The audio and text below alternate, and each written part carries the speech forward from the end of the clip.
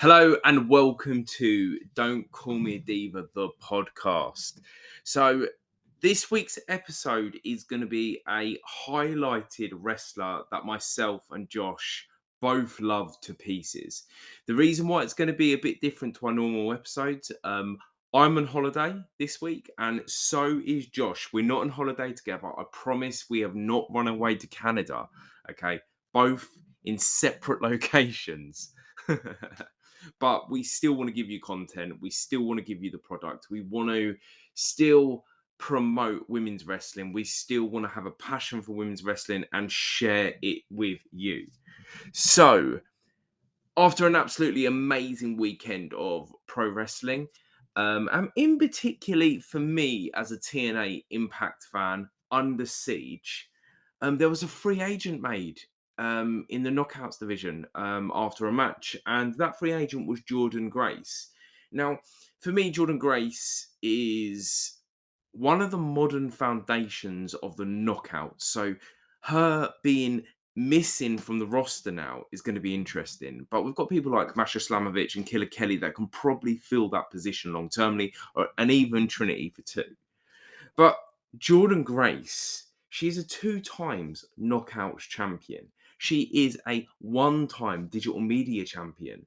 She is also a 1-time tag team champion. That makes her so important because she holds a record in Impact. There is no other wrestler that's done the Journal Free, and that's awesome. She's also an absolutely incredibly talented powerlifter. She holds all kinds of records in North America. Now, when the news of her being a free agent come out, I was a little bit surprised in all fairness because a little while ago she said that she could see herself finishing her career in Impact Wrestling. And I was a bit gobsmacked in all fairness. I heard the rumblings a few days ago that a possible element of her contract changing, but I didn't expect this. Now, the interesting thing about Jordynne Grace is that she could probably fit into any promotion currently. I think she could easily go into NXT or WWE and dominate and win titles. I think she could easily go into AEW and challenge people like Jade Cargill um, for that TBS championship, or even go bigger to the heavyweight championship. I most certainly think she could go into Ring of Honor and give Athena, people like Sky Blue, a good hiding and show the ability, because she is one of the most powerful and strength-based wrestlers in the business. And I think she could go into New Japan Pro Wrestling. I think she could go over to Japan and be an incredibly major success. And as we know, she has worked with Progress before, and she's also worked in Australia before. So she could actually do so much in the whole entire world of wrestling. So her specifically leaving Impact isn't going to affect her, all right, at all, because I think she's going to be wanted. I think she's going to be wanted. Where do I think she's going to go? I'm not sure. I probably have a more bigger feeling that she'll wander off to maybe Ring of Honor and AEW in that family. I think she would suit that a lot. I think she would suit Ring of Honor a lot. As you all know, I'm an Impact mark, but also a Ring of Honor mark. So that's where I think she'll go long termly. I mean, she needs to take her time doing so. That's my perspective. And I know that she has a lot of businesses, and there's reports that she's a millionaire, and so she doesn't need to rush. And I think that's the most important thing. She doesn't need to rush. And I wish that absolutely incredible former Knockouts, former digital media, former Impact tag champion the best, because I love her. Josh loves her. We have a passion for what she can offer wrestling. Now, what I want to do is, plenty of you fans will know who she is, but I want to highlight a few matches, maybe talk about Under Siege. Okay, I want to talk about what she is as a wrestler and what she offers our community as a wrestler.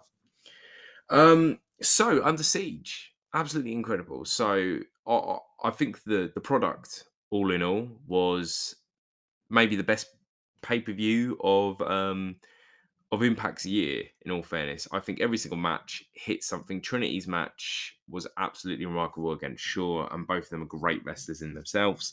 The other match that's worth watching is the pre matches, the Coven versus the Death Dolls. Absolutely brilliant. Me and Josh a few days ago actually mentioned these. But Jordan's last match on Under Siege was a really solid match. I personally think, anyway. I mean, it was what they call a last chance match. So basically, if she didn't beat Diona, she was not allowed to go for the title again while Diona holds that belt.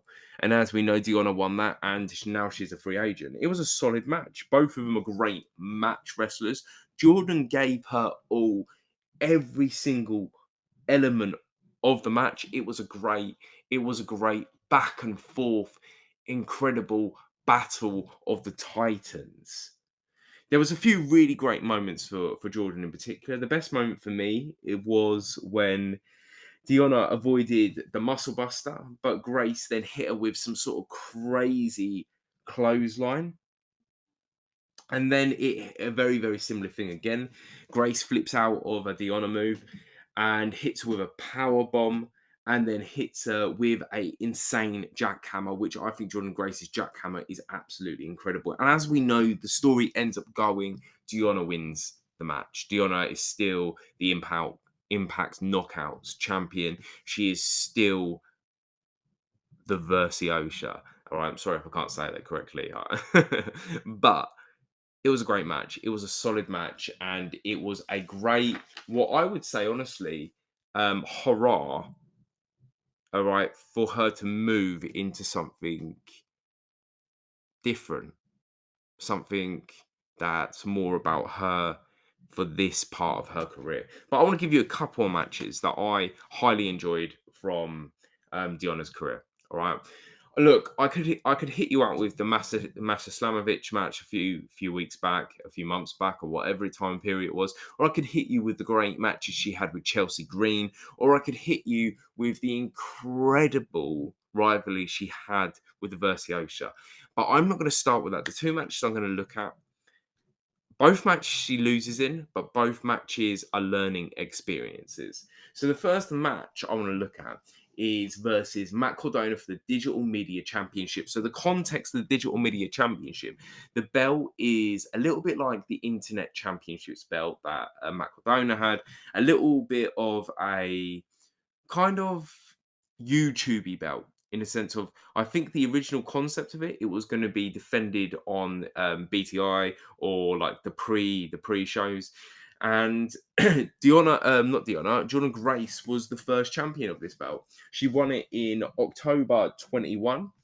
And it was in a digital media tournament. She had to have a few matches before she got to the final, and the final was like it's kind of like a battle royale, I suppose, an intense match with loads of wrestlers. We had Crazy Steve from Decay. We had John Skylar, great wrestler, Fala Bar. All right, we had Chelsea Green. We were going to have Dashwood in there, but she pulled out, and we ended up having Madison Rain. And the match was an absolutely incredible match, and Grace walks out as the champion. This is the context of, actually, before we get to Matt Cardona. All right, and then she holds that belt for a solid 90 days. And do you know what? I think it's a really good looking belt when it comes down to it, all in all. She was the first Triple Crown winner. I just said that a second ago. And she's the only Triple Crown winner in Impact Wrestling. She's won the digital media title. She has won the tag title, and she has won the knockout. So that's a great achievement there. But this wasn't Jordynne Grace's first intergender match. I know she has said in interviews that she doesn't particularly like them, but there's kind of a story to be told, and something very similar to what Sky Blue said in an AEW restricted interview the other day. And she has fought guys such as Eddie McQueen, Anthony Bowens, and so Anthony Bowens from the Acclaimed. And the match was very, very interesting because I found Matt Cardona, all right, doing the right thing. He didn't go in there trying to, what I would say, outman Grace, right? Outstrength Grace, outpower Grace. What he did, he went in there with a concept of having a 50-50% attitude, all right, of, sorry, of this is a wrestling match with a wrestler. There was a few moments where it was like, oh, what do I do? Okay, don't get me wrong, all right. But from the word go, he walks in there, 50-50 strikes, beating on each other. At the end of the match, don't get me wrong, right? Cardona cheats because that's his chicken heel sort of like element, smacks around the head with a chair when she's not looking, and then, as you know, ref, blah blah blah.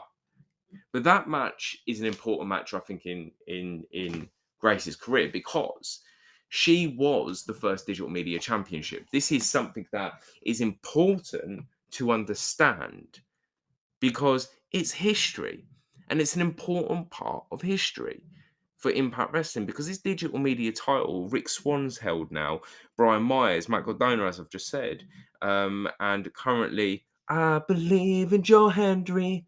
Okay, these guys have all held this title, but it was started off with Grace. I watched this great interview the other day where Gal Kim, one of my favorite female wrestlers of all time, and I say to everybody, it's either Gal Kim or Awesome Kong. Gal Kim, where she says intergender wrestling isn't her thing, but there is not many women wrestlers that can throw fists with a man, such as Jordynne Grace. So Jordynne Grace might not have liked it, but she had the capability and the ability to fight guys like Anthony Bowens and Matt Cardona. All right, she had the capability of holding an intergender title for 90 days. That's a good time period. I believe I think she lost it in the January. And that match is a well worth watching match. I believe it's about 9 minutes. 8-9 minutes is solid. It's a solid time period for an intergender match. It's a solid time period for a male match or a female match. It is a good quality little match. And I think this is one of the most important, okay, of her modern concepts of her career, because she is the first. And it's always great to be the first. And being the first, you are held in history to account, all right, in a lot of ways. So that is why that match for me is one of her important matches from the current element. She has great matches all the time.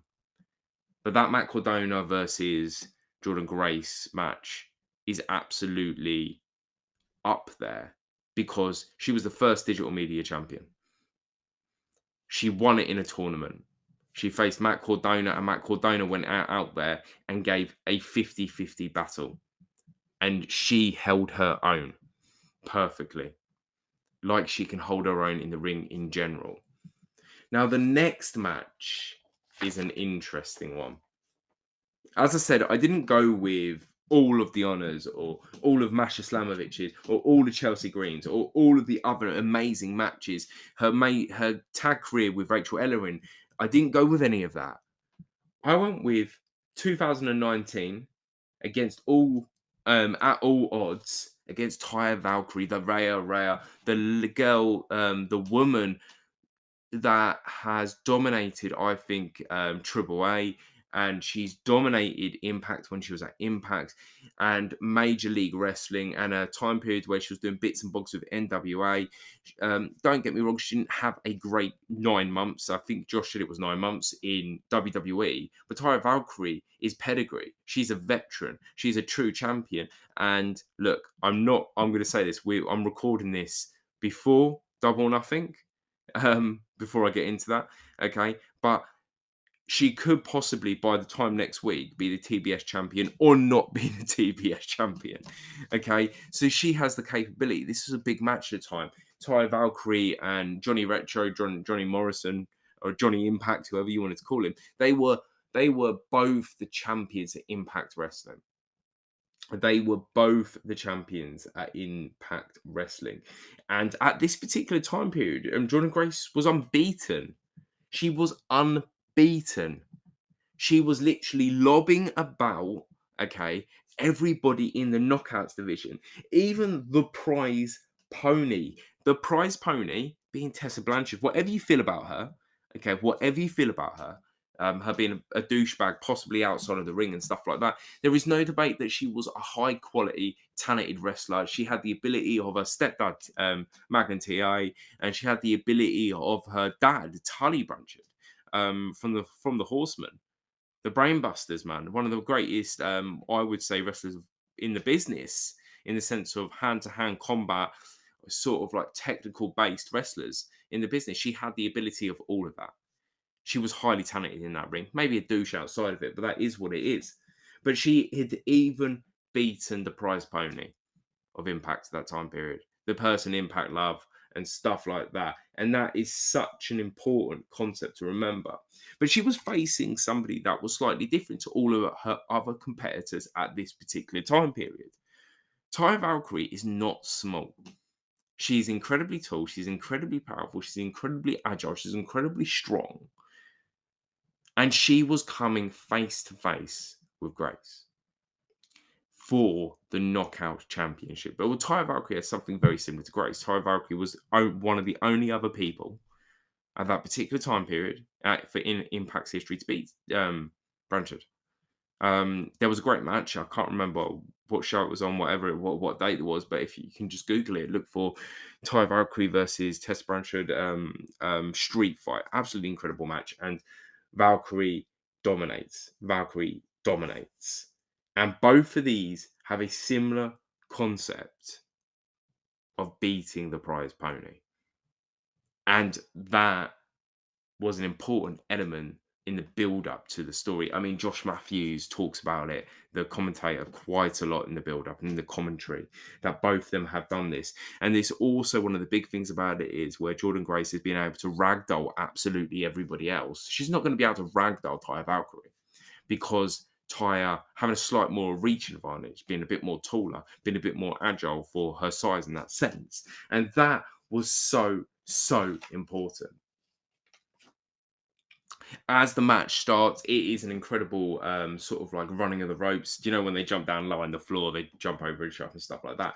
Absolutely incredible stuff. And we see Grace starting using her power to start up with it. She's very strong, very powerful, but that doesn't last very long. Taya Valkyrie's ring ability takes over, and it starts pushing forward in that match like crazy. All right. And Taya Valkyrie's picking Grace apart very, very quickly till this moment of absolute brilliance when Grace reverses this move.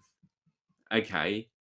And then turns it into an absolutely fantastic German suplex. And what Taya does, as being a veteran, as being a heel at this particular time, Taya rolls out of the ring. Grace makes the mistake of following her outside of the ring.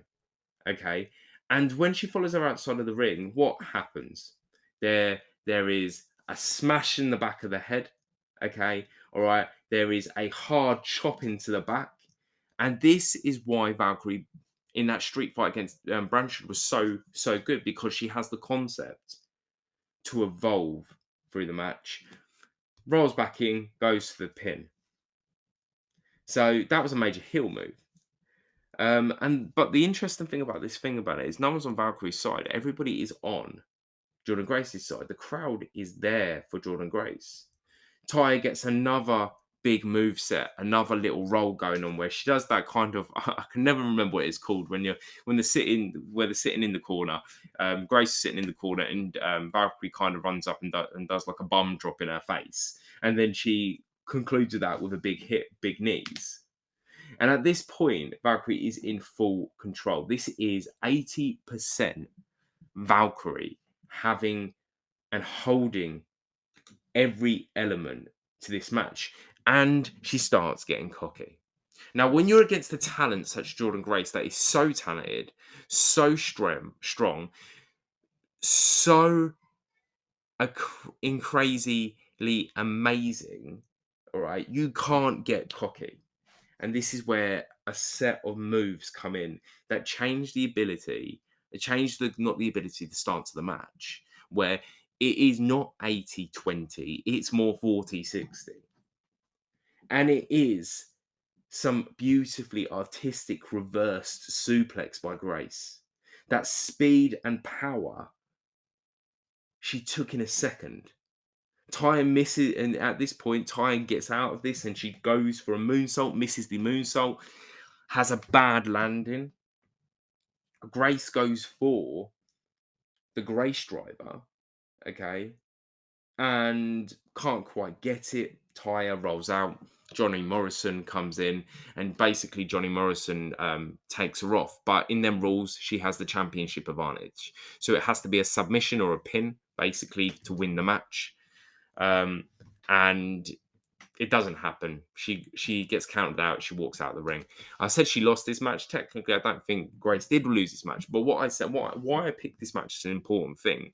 All right, is how she was willing to adapt in the match. She wasn't doing great in this match at all, and she adapted absolutely fantastically. Looked for them small, tiny moments where she could get a German in, where she could try to do the Grace Driver, where she could try to use her speed and her ability to actually win the match. With her strength and her speed, she is kind of unstoppable. She's like a rhino, man, at times. And she fought the great Taya Valkyrie. And I do say she's great. I hold her up there because I think everybody will judge her on her time period in WWE for them 9 months where they didn't use her. They didn't show enough love, respect in that concept. But everything she did in Triple A, everything she's done everywhere else has been incredible. So she's up there with one of the greats in my perspective. And Jordynne Grace showed that she could, I reckon if that match went on, all right, Jordynne would have won that. She would have picked her apart and would be known for this particular match in that sense. But yeah, so this is the importance of this wrestler. So we don't know where she's going. No one's sure where she's going. All right, she could quit wrestling all I know. But I tell you what I want to see as a wrestling fan. So me and Josh talk about this quite a lot. So Josh is a NXT, WWE man. That's where his heart is. Me and Josh share a passion for AEW and New Japan Pro. My passions are Ring of Honor and Impact. I would love to see Jordynne Grace go to AEW or Ring of Honor. I'd like to see her hold a title. And the reason why I think she would fit them Pacific promotions as well. I think if she went to AEW and they worked her correctly, I think they could put her as a unstoppable force TBS champion, where she is literally beating absolutely everybody all the time. But I also think that she could do that with Ring of Honor. She could have a similar sort of Athena storyline where she could hold the belt for a long old while and beat everybody up. But I also think she would suit going into New Japan Strong. She would be great in that element of wrestling, that strong style, powerful beast mode wrestling. So no one knows where Jordynne Grace at this particular time is going to go, but we know wherever she is going to go, she is going to be fabulous. She is going to be astounding. She is going to be showing some major beatdown because her quality of wrestling standard is so, so high. My name's Scalzi. This is Don't Call Me a Diva, the podcast. Please like, subscribe. Let us know what you think. We're on Spotify, we're on iTunes, we're on YouTube. We love you guys that listen. We appreciate you guys that listen. And we'll be back next week to our normal schedule where me and Josh, we haven't decided what we'll talk about, but we will find something and it will be great. Peace out. Out, tone down.